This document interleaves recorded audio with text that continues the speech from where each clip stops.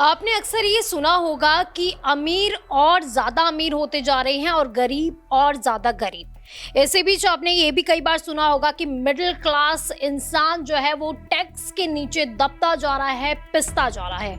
वहीं पर कई बार जो विपक्षी पार्टियां हैं उन्होंने भी सरकार पर ये इल्ज़ाम लगाया है कि जो मोदी सरकार है वो किस तरह से कॉरपोरेट सेक्टर्स और जो बिजनेसमैन है उसको ज़्यादा से ज़्यादा फ़ायदा पहुँचा रही है।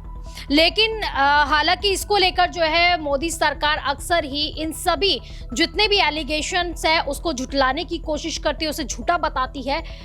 अब बात ये निकलकर मैं ये सब क्यों कह रही हूँ, क्योंकि एक ऐसा बयान सामने आया है जिसने एक बार फिर से मोदी सरकार पर सवाल खड़े कर दिए हैं।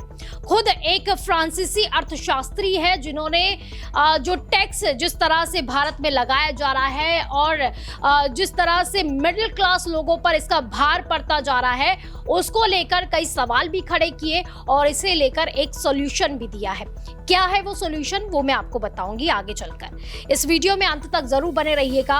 और वहीं पर जिस तरह से मैंने कहा मिडिल क्लास पर किस तरह टैक्स का भार लगातार बढ़ता जा रहा है, इसको लेकर मैंने एक वीडियो भी बनाया था, वो आपको जो है मैं डिस्क्रिप्शन आपके बॉक्स में दे दूंगी, वहां पर जाकर आप उस वीडियो को देख सकते हैं और आप इसे समझ सकते हैं कि जो मोदी सरकार लगातार एक 5 ट्रिलियन इकोनॉमी बनाने की बात करती है, मेक इन इंडिया की बात करती है, वहीं पर साथ ही साथ ये सपने दिखाए जाते हैं कि किस तरह से गरीब हो या फिर मिडिल क्लास हो वो उनका भला चाहती है।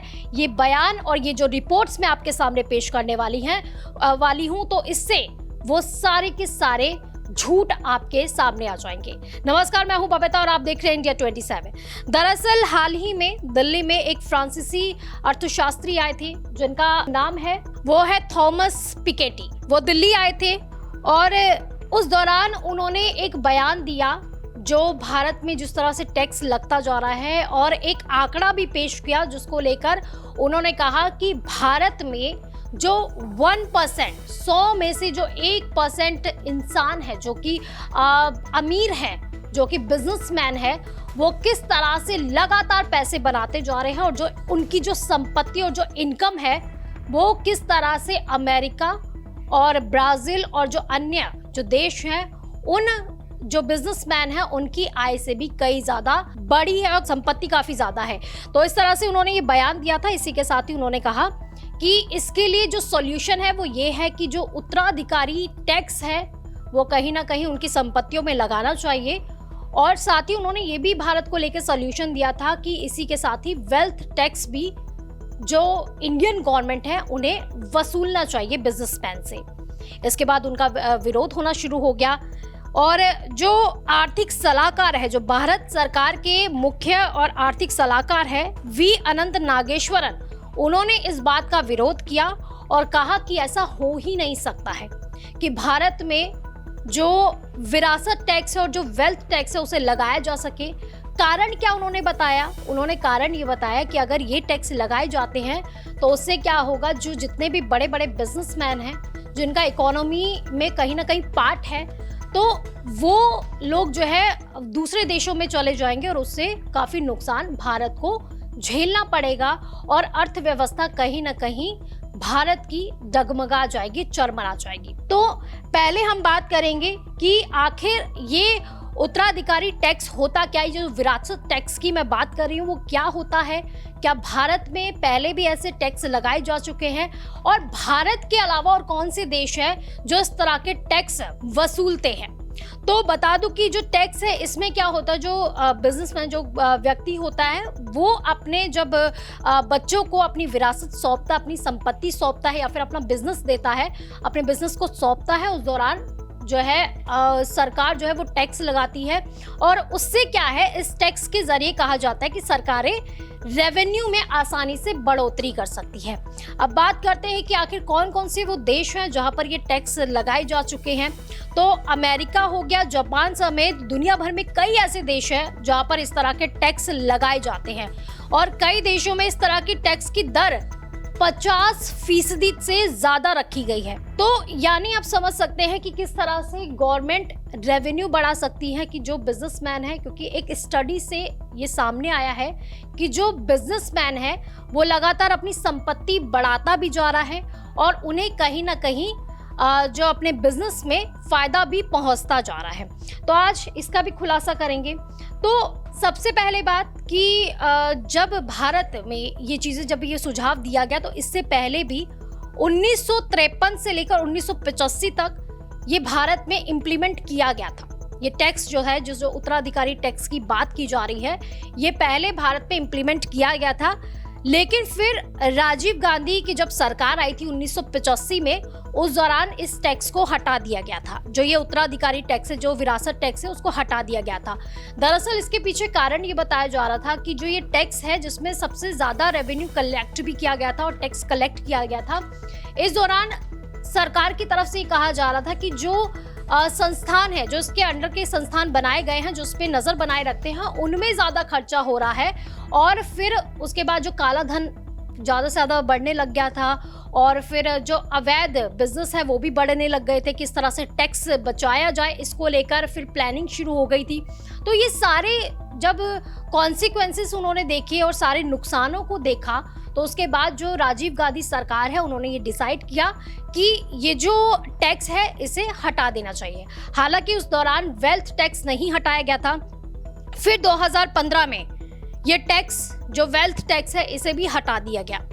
तो यानी कि भारत में ये पहले भी टैक्स था और इससे रेवेन्यू भी कलेक्ट किया गया था। ये भी कहीं ना कहीं सच्चाई है। लेकिन यहाँ पर बात आ जाती है कि जिस तरह से काला धन लाने की बात कही जा रही है कि काला धन बढ़ता जा रहा है, काला धन को वापस लाना है, मोदी सरकार अक्सर इसकी बात करती जाती है। तो जो अब टैक्स लगाया जा रहा है मिडिल क्लास पर, अब बात यहाँ पर ये आ रही है कि जितना ज्यादा टैक्स, अभी आपने हाल ही में सुना होगा कि किस तरह से जीडीपी का जो रेट है वो लगातार गिरता जा रहा है, 5.2% हो चुका है।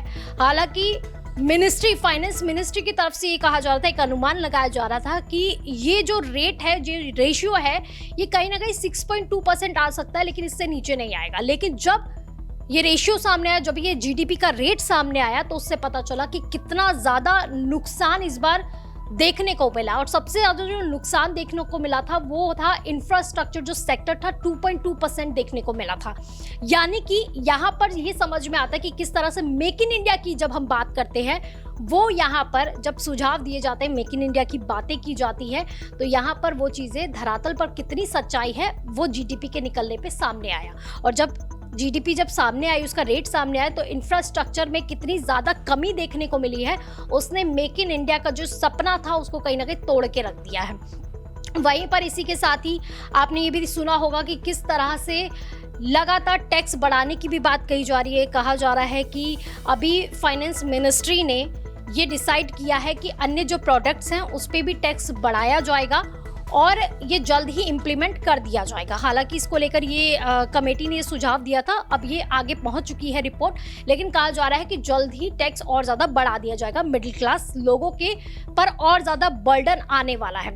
इसी के साथ ही एक और बात, क्योंकि यहाँ पर बात मैं इसीलिए बताती जा रही हूँ क्योंकि रिपोर्ट्स ये बात बता रही हैं, स्टडीज़ के मुताबिक यही सामने निकल कर आ रहा है कि किस तरह से रुपया भी जो है लगातार डॉलर्स के सामने गिरता जा रहा है। अब बात वहीं पर आ जाती है फिर से घूमकर कि काला धन की बात कही गई थी कि जब राजीव गांधी की सरकार थी, उन्होंने इसको हटा दिया था कि जो विरासत टैक्स है इसको हटा देना चाहिए, क्योंकि रेवेन्यू तो यहाँ पे कलेक्ट हो रहा है लेकिन काला धन और ज्यादा बढ़ता जा रहा है। कांग्रेस के जो सैम पिट्रोडा है, उन्होंने भी इसके बारे में कहा था कि हमें विरासत टैक्स को बढ़ा देना चाहिए। जो बिजनेसमैन लोग हैं, जो 1% लोग हैं, उन पर ये टैक्स लगना चाहिए। उन्होंने भी ये सुझाव दिया था। हालांकि उस दौरान जो है पीएम नरेंद्र मोदी ने लोगों के बीच में जाकर ये कहा था कि माओवादी विचार यहाँ पर लाया जा रहा है, यहाँ पर माओवादी सोच लाई जा रही है। आपकी जो संपत्ति है, आपकी जो हमारी संपत्ति है, उस पर कब्जा करने का प्लान बनाया जा रहा है कांग्रेस द्वारा। लेकिन सच्चाई क्या है, जिस तरह से अभी फ्रांसीसी अर्थशास्त्री ने भी कहा कि ये जो टैक्स है वो कहीं ना कहीं बिजनेसमैन पर लगाया जाना चाहिए। उन्होंने कहा जो 1% लोग हैं उन पर ये टैक्स लगना चाहिए। अब यहाँ पर तो ये बात हो गई है कि यहाँ पर टैक्स लगाने की बात हो रही है, लेकिन रिपोर्ट्स का क्या आया है सामने निकलकर कि अभी हाल ही फिलहाल में टाइम की रिपोर्ट है, तो टाइम की रिपोर्ट है जिसमें ये कहा गया है कि किस तरह से इनकम इनक्वालिटी इंडिया में और ज्यादा खराब होती जा रही है। और ये इनकम इनक्वालिटी ब्रिटिश काल में जितना ज्यादा अमीर और गरीब के बीच में, जैसे अंग्रेजों और भारतीयों के बीच में गैप था, उससे भी ज्यादा हो चुका है। अब की ये रिपोर्ट सामने आई है, आपके सामने ये रिपोर्ट रख रही हूँ। 27 मार्च 2024 की रिपोर्ट है जिसमें ये कहा गया है कि जो इनकम इक्वालिटी है वो भी कितनी ज्यादा खराब होती जा रही है। जो अमीरों और जो गरीबों के बीच का जो अंतर है वो ब्रिटिश काल के समय से भी और ज्यादा खराब हो चुका है। इसी के साथ ही एक और रिपोर्ट आपके सामने पेश कर रही हूँ, आप देख सकते हैं, आपकी स्क्रीन पर है, जिसमें दिखाया जा रहा है कि वर्ल्ड इनइक्वालिटी लैब की स्टडी के मुताबिक उन्होंने कहा कि ये जो स्टडी जो मैंने आपको बताया है कि 1% लोग जो है अमेरिका, जो ये इंडिया के 1% जो बिजनेसमैन है जो अमीरों की लिस्ट में आते हैं, वो किस तरह से अमेरिका और ब्राजील और साउथ अफ्रीका के टॉपर्स के पास जो धन है उससे भी उनकी जो संपत्ति है वो कई गुना ज्यादा है। तो ये स्टडी बताई है वर्ल्ड इनइक्वालिटी लैब से, तो ये स्टडी सामने आई थी। तो आप देख सकते हैं, और वहीं पर अभी एक और स्टडी आपके सामने पेश कर रही हूँ जिसमें ये दिखाया गया कि भारत अमेरिका के अरबपतियों की संपत्ति कितनी ज्यादा बड़ी है। और यह आपके सामने ये स्टडी है कि जिसमें दिखाया गया है कि 2015 से लेकर 20 तक अमेरिका के अगर देखा जाए तो 52.7% उस समय जो इनकम थी 52.7% थी, जो बिजनेसमैन थे उनकी इनकम, और 2024 में ये 58% हुई है, तो इतनी बड़ी है। वहीं पर यूरोप की बात की जाए 44% थी, उसके बाद ये 29% हो गई है। और सबसे ज़्यादा जो हैरान कर देने वाली ये रिपोर्ट है वो है भारत के बारे में, जिसमें कहा गया कि भारत में 123% अरबपतियों की संपत्ति थी, उसके बाद 24 में ये बढ़कर 263% हो गई है। तो यानी कि यहाँ पे दिखाई देता है कि किस तरह से जो भारत सरकार की जो नीतियां हैं उनका अमीरों ने कितना ज्यादा फायदा उठाया है, वो आप इस स्टडी से समझ सकते हैं। और इसी बीच में द इकोनॉमिक टाइम्स की भी एक रिपोर्ट सामने आई थी जिसने ये बताया था कि जो इंडियन बिलियनियर्स हैं वो किस तरह से उनकी इनकम डबल होती गई और जो उनकी वेल्थ है वो ऑलमोस्ट ट्रिपल होती गई है। और ये उन्होंने स्टडी बताई थी, जो रिपोर्ट सामने आई थी वो मोदी सरकार के आने के बाद जो 10 सालों का जो ये आंकड़ा है वो आपके सामने पेश कर रही हूँ। तो यानी कि जिस तरह से मैंने पहले कहा कि जो सरकार की नीतियों का जो फायदा है वो सिर्फ और सिर्फ अमीरों ने उठाया है। और इसी बीच में एक टैक्स को लेकर जो रिपोर्ट ये भी सामने आई थी कि किस तरह से जो टैक्स लग रहा है, जो मिडिल क्लास है वो कॉरपोरेट से ज्यादा टैक्स भरता जा रहा है। और सरकारें, क्योंकि मोदी सरकार पे सवाल खड़े हो जाते हैं इस पर कि किस तरह से 2019 में जो कॉरपोरेट टैक्स भरता था उसमें घटौती की गई, उसमें उसको घटाया गया और कहा गया कि इससे क्या होगा, जो कॉरपोरेट सेक्टर है उसको फायदा होगा और इससे रोजगार के अवसर भी युवाओं को मिलने शुरू हो जाएंगे। हालांकि सच्चाई इसके बिल्कुल विपरीत नजर आई। और इसी बीच जो अन्य रिपोर्ट्स मैंने आपके सामने पेश की है उससे भी समझ में आता है कि किस तरह से जो बिजनेसमैन है भारत के उन्हें फायदा पहुंचता जा रहा है और साथ ही साथ जो उन पर टैक्स भी लग रहा है वो कितना कम लगता जा रहा है। टैक्स सिस्टम किस तरह से बिजनेसमैन पर लगाए गए हैं वो आपके सामने पेश कर रही हूँ।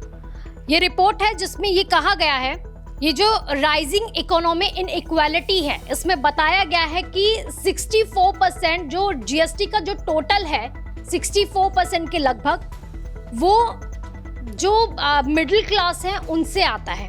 जो 50% ऑफ पॉपुलेशन है इंडिया की वो 64% जीएसटी दे रही है। पूरी जीएसटी का 64% मिडिल क्लास भरता है। वहीं पर अगर आप बात करेंगे, जो मैंने 1% की बात की है उसमें ये कहा गया है कि जो 10% है, जो टॉप में आते हैं 10% पॉपुलेशन, वो जो है वो 4% ही भरती है जीएसटी। तो ये आपको अंतर समझ में आ रहा होगा कि कितना ज्यादा फायदा एक बिजनेसमैन को भारत में मिलता है।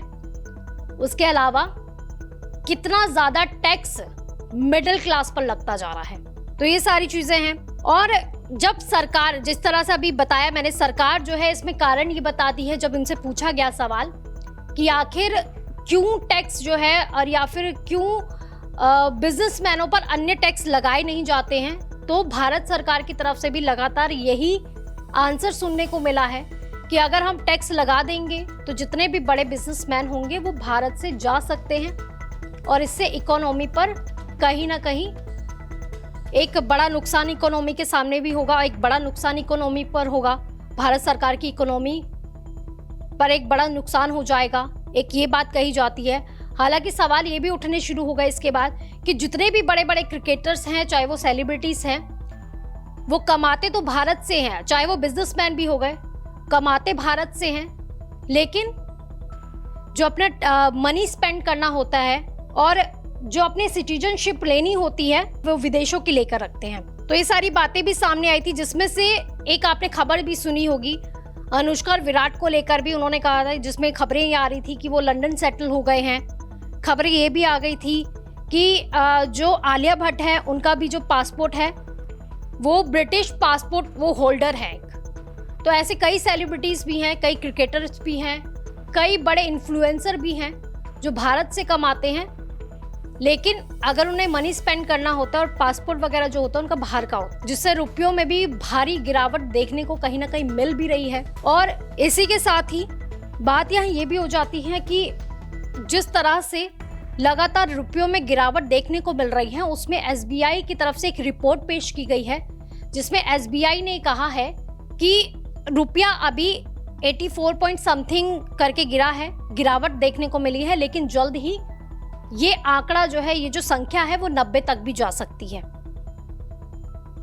तो ये सारी चीजें, ये रिपोर्ट मैंने आपके सामने पेश की है कि किस तरह से यहाँ पर जो बिजनेसमैन हैं वो अमीर होते जा रहे हैं, यानी कि जो पहले मैंने लाइन दोहराई थी, अमीर अमीर होते जा रहे हैं, गरीब गरीब होते जा रहे हैं, वहीं पर जो मिडिल क्लास है वो भी गरीबी रेखा में ही चलते जा रहे हैं, क्योंकि जिस तरह से टैक्स उन पर लगाया गया है वो कहीं ना कहीं उनकी कमर तोड़ रहा है। आपका क्या कुछ कहना है इस बारे में जरूर कमेंट करें और हाँ, चैनल को सब्सक्राइब करना बिल्कुल ना भूलें। नमस्कार।